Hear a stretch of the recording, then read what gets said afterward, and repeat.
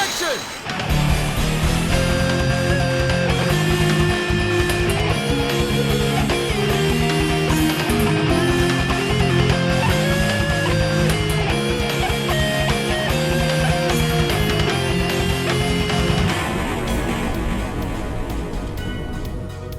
Hello, every pony. I'm MasterCode, your ace analyst, and today we come to the conclusion of the MLP Generations arc with issue number 5. Let's not dilly-dally and get right on into it. We open with the main 6 continuing their tests on utilizing the rainbow power magic. However, after 300 successful tests on mannequins, it's time for the live test. Children, you will be firing live ammunition in a simulated combat environment.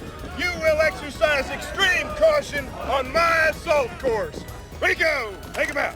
I gotta say, the intro to this comic is pretty fun and entertaining. This is the kind of stuff we've been wanting the entire time from this arc. Seeing the G1 and G4 ponies working together, getting into wacky shenanigans, and finding creative or unique solutions to problems. And Minty and Lickety Split kicking the absolute crap out of each other was particularly brutal and hilarious.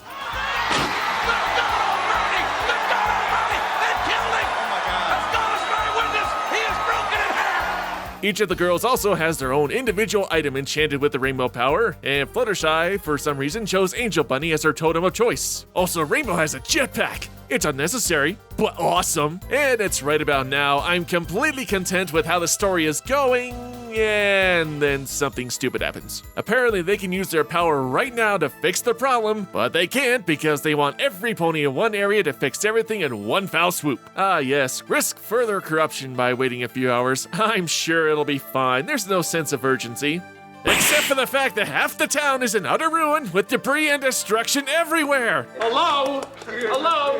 Anybody home? Hey, think with fly, think. Oh, and things go even more downhill. We then cut to the middle of Ponyville, where Dyer and Grackle crash through a portal. I don't...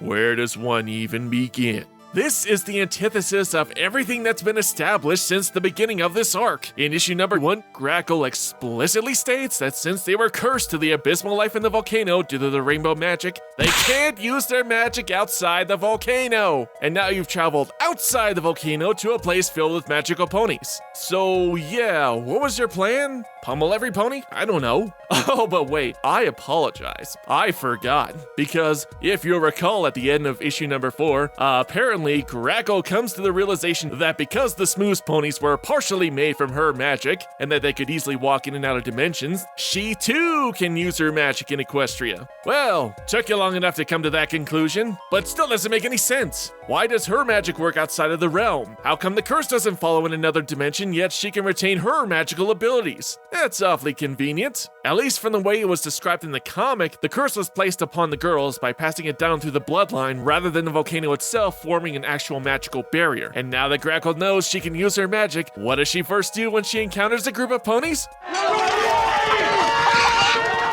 You got fire magic! Use it!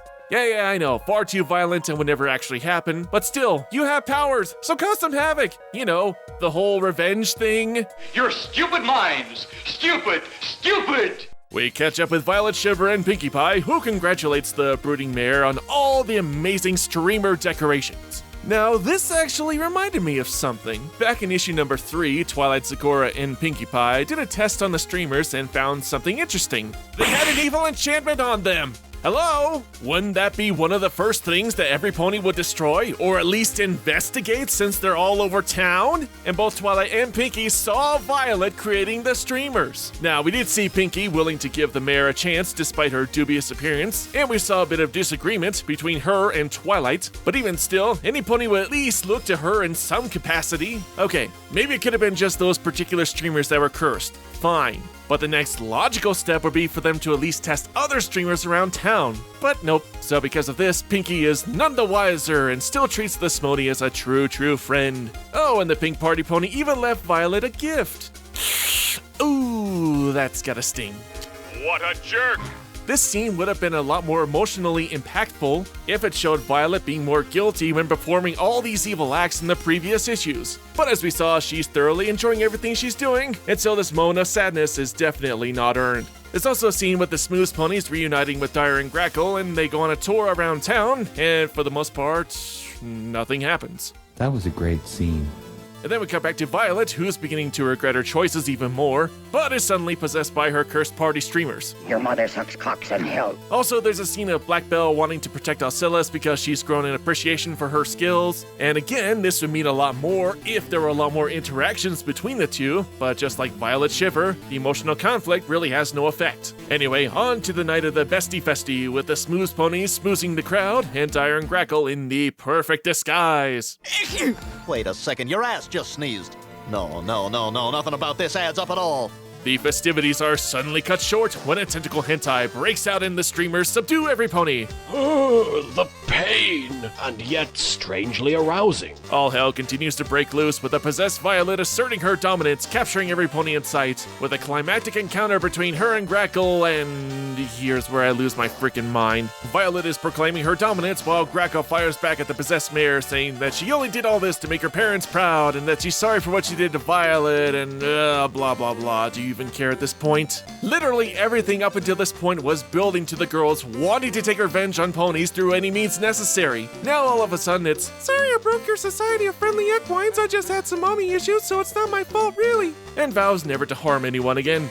And she uses her magic, because she can now, and combined with the rainbow power from the locket, they remove the smooth element from the smooth ponies and everything calms down. They start to fade away, but because they have some amount of good in them, they're able to maintain their forms, and this doesn't make any sense, and I don't really care at this point, so let's wrap this up quick. Every pony forgives each other and all is well, I guess, blah blah blah, the end. And every pony, that was the Generations arc. Overall, this was a very disappointing arc. The hook for this whole series was to see the G1 and G4 ponies interact with one another, having some interesting conversations, getting into wacky shenanigans, and both groups equally working together to stop some great evil. And yeah, you got a little bit of that, but after issue number 4, the G1 ponies are essentially sidelined and don't do anything other than act as guinea pigs for the G4 ponies. The Smonies and Dyer and Grackle aren't that interesting. There are admittedly elements put in place that make them interesting, like Violet's internal conflict, the kinship between Black Belle and Alcillus, and of course, the witches' issues with their parents and not receiving the acknowledgement of their abilities. These are all potentially interesting issues that are relatable. However, none of these stories are executed well. The witches not being loved is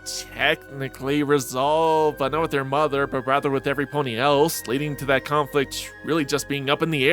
Oh yeah, and then there's Shadowstorm. He was there in some capacity, and I've already harped enough on the inconsistencies and other plot issues, but I won't rehash that here. The only real positive I can say for these comics is the art. The detail of both the G1 and G4 ponies looks great, the backgrounds for the most part are fleshed out, and there are some really creative or funny facial expressions. However, that's about it in terms of positivity.